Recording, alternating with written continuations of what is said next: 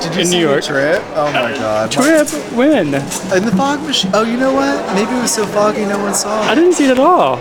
You didn't trip. To us, you didn't trip. To us, you were flawless.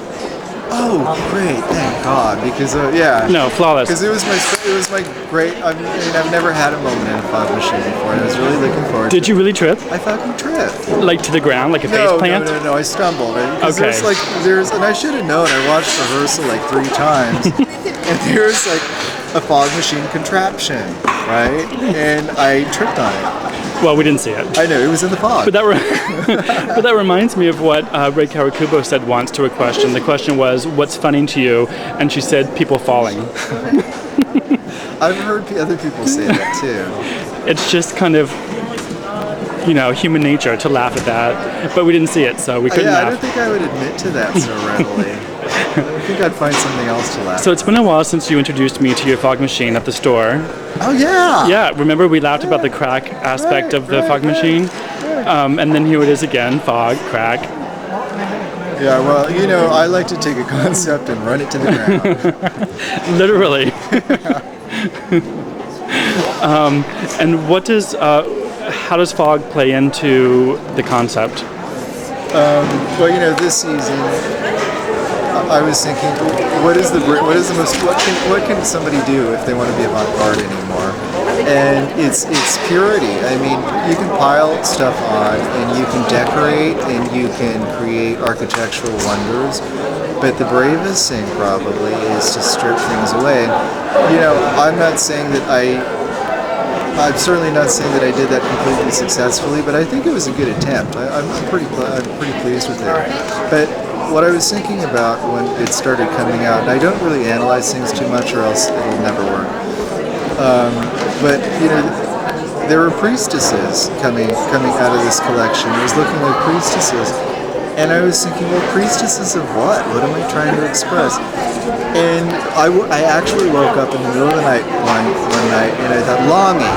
That's what it is. That's what everyone can respond to. Everyone understands the sense of longing. And these priestesses, I mean, they kind of represent what it takes to get what you long for. It takes discipline, it takes drive, it takes restraint, and sometimes it takes sacrifice. And there was something kind of cultish about that. The title of the show, Strutters, what does that mean? Strutter is one of my favorite Kiss songs. Can you hum a few bars? No, but Paul Stanley kind of screeches Strutter all through the song. And once you hear him like singing Strutter, it's kind of like always in your head. And it was just funny. And how do you combine Kiss with Egyptian? For me, it was very Egyptian. It was a little yeah. bit, but there's glitter rock in there. Here's the clue. I don't know how old you are, but I remember being a kid. Maybe you'll remember staying up to watch the midnight special with Marianne Faithfull singing "I Got You, Babe" with David Bowie. Yes. And she was wearing a black nun's outfit, and it was kind of Egyptian. Okay. But she kind of had that look, and I just remember, being at my age and being captivated by this exotic, kind of decadent hair, and there's that supernatural quality to David Bowie, obviously. Then, so there was like this supernatural, monastic, perverted nun thing going on. Right. And did she have her gravelly voice by then? Yeah, she did. So it wasn't as gravelly as it is now, but it was. But the mix of those two things, the purity and the gravel.